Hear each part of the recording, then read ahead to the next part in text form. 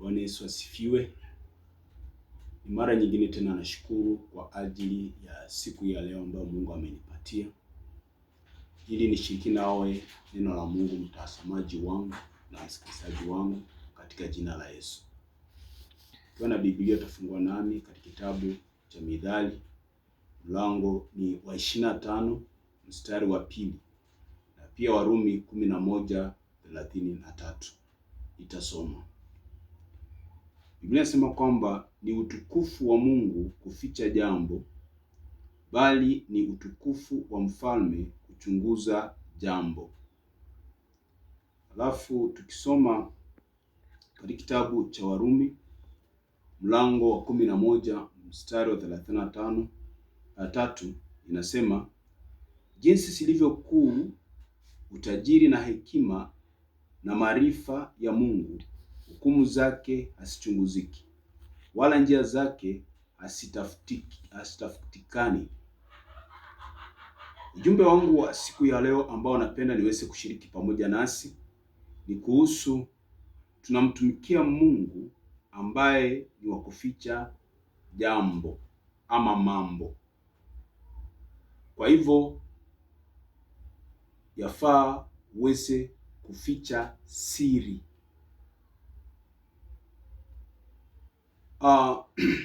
Nataka tuweze kujua hili jambo ni nini, maana ya neno kuficha. Neno kuficha linamaanisha kuficha kitu ili kusudi kisiweze kuonekana na watu, na pia hata kutambulikana ama kujulikana. Ni kujaribu kuweka kitu siri ili kisitambulike. Mungu ni Mungu ambaye anaongea na watu wake kabla hajafanya kitu katika maisha yao, na ili aweze kuongea na wewe, ataongea na wewe na ni wewe tu peke yako, wala si kwa watu ama kwa mtu mwingine. Kwa hivyo yafaa uweze kujifunza namna ya kuficha mambo ama kuficha jambo. Yafaa ujifunze kuficha siri ya kitu ambacho unataka kukifanya ama chenye unafikiria kutenda. Na hiyo ndiyo tabia ya Mungu ambaye ako nayo, na hiyo ndiyo inaleta utukufu kwa Mungu na pia kwako wewe. Kwa nini tujifunze kuweza kujua namna ya kuficha siri? Kwa sababu shetani ambaye ni adui wetu, yeye hana ufunuo kuhusu maisha yako ya baadaye, ila ni Mungu peke yake. Shetani yeye ushikilia tu kwa kila ambacho amekisikia wakiongea kukuhusu, na pia kile watu wanashuhudia kukuhusu wewe. Tukiangalia habari kuhusu Daudi katika kitabu cha Samueli wa pili mlango ni wa 5 mstari wa 17 hadi 25. Daudi alikuwa mfalme wa pili katika Israeli. Daudi aliwekwa mafuta mara 3. Aliwekwa mafuta ya kikuhani, akawekwa mafuta ya kinabii, na akawekwa mafuta ya kifalme. Mungu akinijalia tutaweza kujifunza wakati mwingine kuhusu hilo. So wakati ambapo alipokuwa kule Hebroni, jamii ya Manase wakaweza kumuita, sababu Sauli alikuwa amekufa, wakamtia mafuta tayari kwa ajili ya kuweza kuongoza katika Israeli kama mfalme. Wakati Daudi hajatiwa mafuta kama mfalme, hakuna mwenye anamtafuta, hakuna mwenye ana haja ya kumuua. Lakini alipotiwa tu mafuta kwa mfalme, huo ndio wakati wa Filisti wanatafuta kumuua. Na walipomtafuta walimfukuza yeye pamoja na jeshi lake, wakamwelekeza katika bonde lenye ambalo ilionekana ni kama udhaifu wa Israeli. Israeli wangepelekwa pale na Wafilisti wangelijua kwamba hapo sisi tumekufa. Wanasarenda kwa mikono ya adui, wanalia. Lakini Daudi alipofukuzwa kupelekwa kwa hilo bonde, nashukuru Mungu kwa sababu Daudi aliuliza kwa Mungu, na Mungu akamwambia kwamba pita na nyuma, kwa sababu walikuwa wamejificha ndani ya jabali. Jabali ni jiwe lenye ambalo lina ufa, wale wakiwa ndani wanawaona na nyinyi hamuwaoni.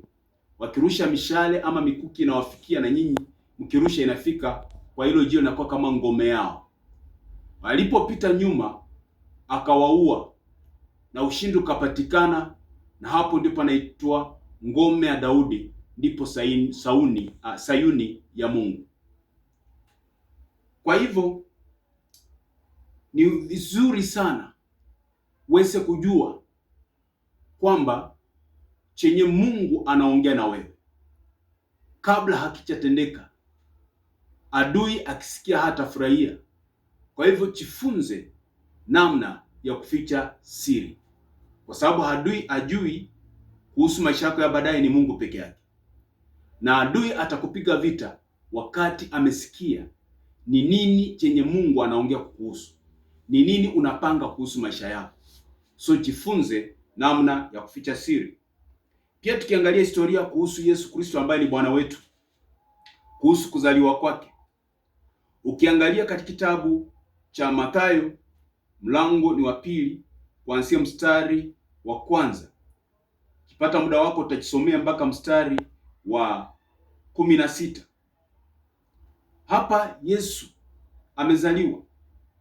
Wakati alipozaliwa, Herodi aliposikia habari kutoka kwa mamajusi, hilo jambo lilimsumbua moyoni mwake, sababu alielewa kwamba yeye akiwa mfalme mwenye atarithi ufalme wake ni mtoto wake. Ni nani huyu ambaye anajulikana kuwa ni mfalme wa Wayahudi? Aliposikia hivyo, akaambia mamajusi kwamba nendeni mkaweze kujua mahali mtoto amezaliwa, na mkijua mahali penye amezaliwa mniletee habari ili nami niweze kwenda kuabudu. Lakini utapata kwamba aliposema hivyo, hawa mamajusi wakaenda. Huyu ambaye alisema kwamba wamletee habari naenda kuabudu, mamajusi walipoenda, malaika wa Mungu waliwaonya katika ndoto wasirudie kwa Herodi, na hawakurudia kwa hiyo njia. Sasa alipoelewa kwamba wamemdanganya, hawaja kuja, alikasirika. Na vile alikasirika, tazama, huyu mtu mwenye alitaka kwenda kuabudu huyu Yesu, kila alichokifanya. And that's why nataka niseme kwamba katika kitabu cha Yohana, katika kitabu cha waraka Yohana mlango wa 2 mstari wa 19, Biblia inasema kwamba walitoka kwetu lakini hawakuwa wa kwetu, maana kama wangelikuwa wa kwetu wangelikaa pamoja nasi, lakini walitoka ili wafunuliwe kwamba si wote walio wa kwetu. English inasema kwamba kuna wale wanaonekana kwamba wako pamoja na sisi lakini hawako pamoja na sisi. Yaani ni adui, na sababu amesikia habari kukuhusu, anajiunga na wewe, mnaomba pamoja. Ukifunga macho yeye pia anafunga macho, ukiinua mikono yeye pia anainua mikono, lakini moyoni mwake chenye anakipanga ni kibaya, sababu anaelewa utakuwa nani, anaelewa utafanya nini, kitaleta heshima kwako, kitakuinua. So kwa hivyo anatafuta kukuua. Kwa hivyo ikawa kwamba alipogundua mamajusi wamemhadaa, hawaja kuja, akaamua kuua watoto wale ambao wamezaliwa na hata kufika miaka 2, sababu ya mtoto mmoja ambaye habari yake ilijulikana kwa adui. Ikawa watoto wauawe ili na yeye pia aweze kuuawa. Lakini nashukuru Mungu kwa sababu Mungu hakuruhusu Yesu aweze kuuawa. Kwa hivyo usishiriki siri yako kwa kile unachokifanya na kila mmoja. Angalia Yesu Kristo Bwana wetu katika safari yake ya huduma, yeye kwa kila tukio lilotukia hakuruhusu kuweza kushare na yeyote, hakuruhusu wanafunzi wake waweze kushirikiana na yeyote. kwa sababu alijua kwamba kama angelishiriki, wangeshiriki na watu wengine, watu wangemshika na kumlazimisha wamfanye kuwa mfalme. Nakumbuka kuna wakati wanafunzi wa ndugu zake wakasema kwamba, ndugu yetu, mtu mwenye ana mambo kama haya yako hujitambulisha kwa watu wajulikane. Manake walijua kwamba ufalme wake ni wa dunia hii, hawakuelewa kwamba ni ufalme wa mbinguni, na pia wangelimuua kabla ya wakati. So kwa hivyo hakuruhusu mtu yeyote aweze kujua chenye amekifanya. Wakati alipokuwa na wanafunzi wake, hangeliweza kuruhusu chochote chenye wamekiona kiweze kutambulika. Kama angeponya, ungelisikia anasema kwamba nenda na usiambie mtu.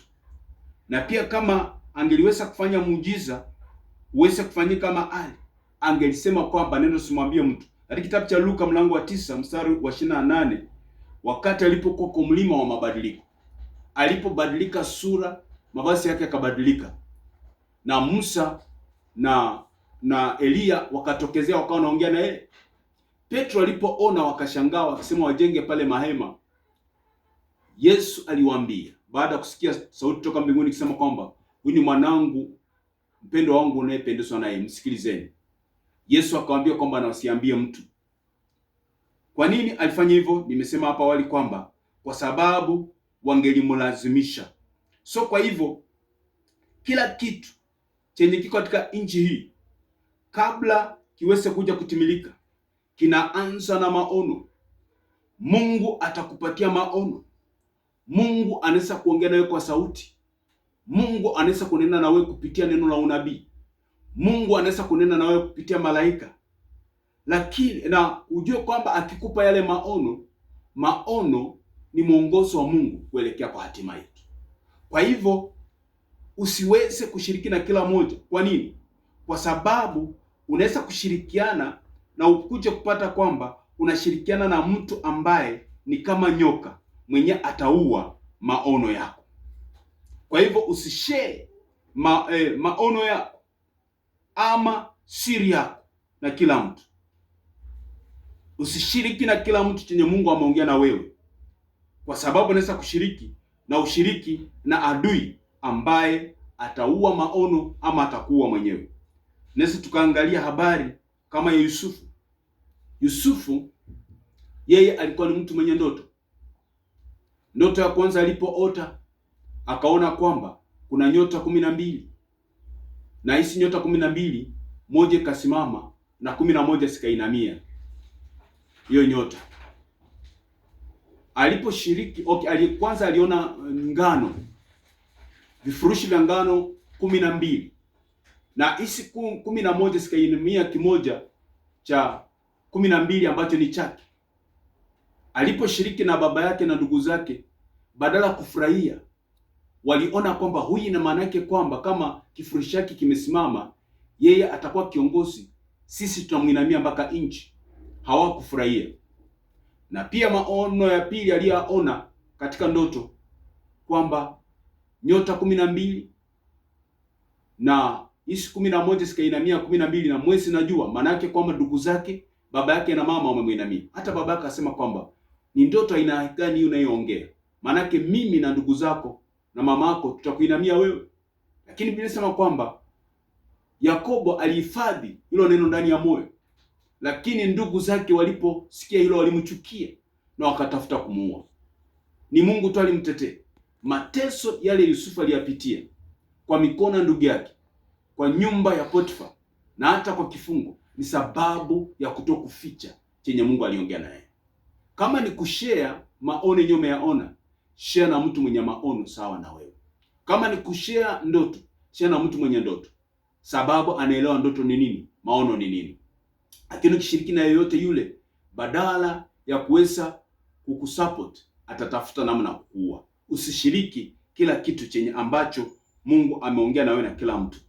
Tukiangalia mtu kama Samsoni, Mungu aliongea na mama yake, akamwambia utazaa mtoto ambaye atakuwa mnadhiri wa Mungu, na usimnyoe nywele mama, na pia usikunywe pombe wakati uko na mimba. Mama yake alishika hilo, na ikawa ni siri yake mwenyewe. Samsoni alipojua wakati amekutana Delila, Delila alikuja kwa maisha yake, si mke, alikuja kumuua. Lakini ndiye amuue, ilibidi ajue siri za nguvu yake.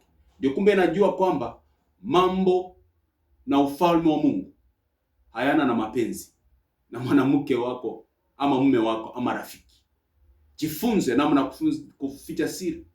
Delila akamwambia mpaka analia, ni kama yani ako concerned sana na maisha ya Samsoni. Sema kwamba, je, unanipenda? Na kama unanipenda, mbona hauniambii siri za nguvu zako? Samsoni akafichua siri na ndiye akauawa. Wengi huduma wao umekufa sababu hawajui kuficha chenye Mungu ameongea na wao. Wengi ndoa zao zimevunjika sababu hawajui kuficha siri za nyumba zao. Wakati mume wako anataka kununua plot, amekueleza, na unaambia marafiki zako, sema kwamba niwaambie, msituone tu hivi, mume wangu ni mrefu sana, ako na pesa, hivi karibuni tu atanunua plot, tutakuwa na shamba. Yaani kila kitu chenye mume wako anaongea ama mke wako anaongea hawezi kuficha, unashiriki. Na kumbe unashiriki na mtu mbaya mwenye ataenda kukesha kwa nyumba ya waganga, mwenye ataenda kukesha kwa madhabahu ya giza ili kupinga usifaulu. Jifunze namna kuficha siri, sababu Biblia inasema kwamba utukufu wa Mungu ni kuficha jambo na utukufu wa mfalme ni kuchunguza maneno. Nataka nikwambie kwamba Mungu ni Mungu wa kuficha mambo. Usio mtu wa kuongea. Chenye Mungu ameongea na wewe kuhusu your future, usishiriki na kila mmoja. Chenye Mungu ameweka ndani ya moyo wako kukifanya, usiongee na kila mmoja. Hebu watu waone kwamba tayari kimefanyika. Kuna watu, mtu wako na mimba, mama, yeye anaweka kwa mtandao. Haujui uko unaonyesha nani? Amezaa mtoto anaweka kwa mtandao. Haujui uko unaonyesha nani? Kuna wale wenye hawakufurahia, walikuwa nakimbia juu na jini wakisema kwamba hataoleka. Na wewe muoleko na waonyesha. Walisema hatazaa. Na wewe unazaa mtoto unaonyesha. Mpaka unapata kwamba huyo mtoto ataishi na akuwe shida katika maisha yako. Jifunze namna kuficha siri. And that's why nikimalizia, wakati Yesu, Herode ameinuka ili kutaka kuua watoto, Mungu akamwambia Yusufu, chukua mtoto uende naye Misri, sababu kuna wale wanataka kumuua mpaka nitakapokuita. Mungu ni Mungu wa kuficha vitu. Na Yesu akachukuliwa akapelekwa Misri. Alipokuwa Misri, wakati Herode alipokufa, ndipo akamuita Yusufu kwamba rudi, kwa sababu waliotaka kuua mtoto wamekufa.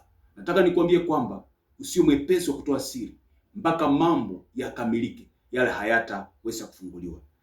Kuna wale ambao wanashare siri hata kuhusu mipango ya harusi yao.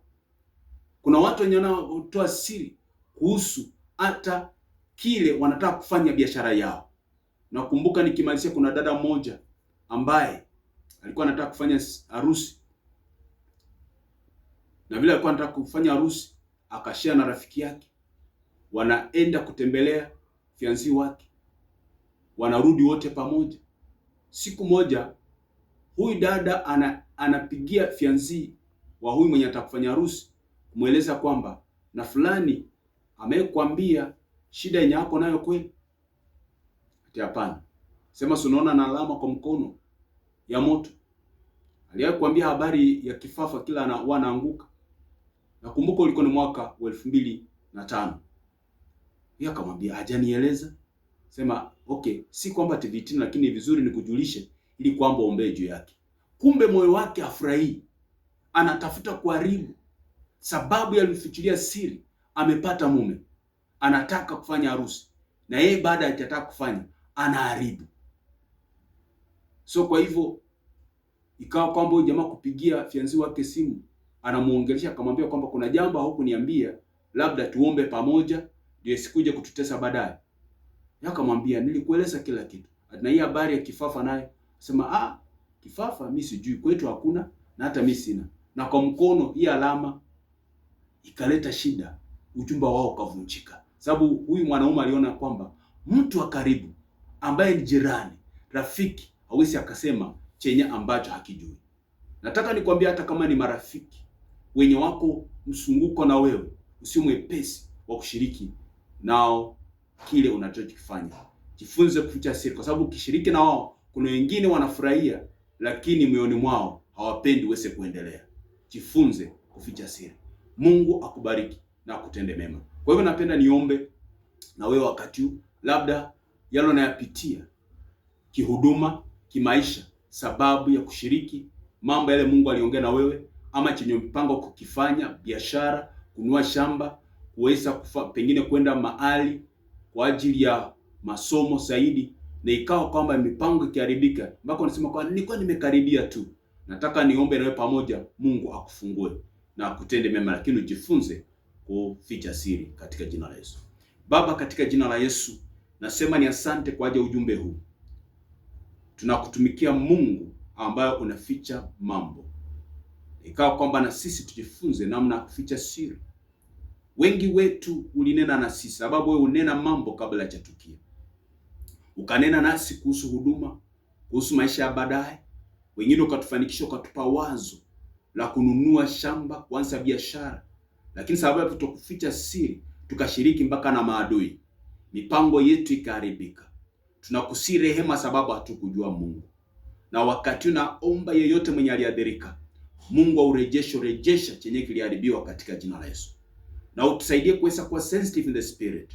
Ni nani tunashiriki na yeye siri yenye umeweka ndani ya mioyo yetu. Asante maana umetenda.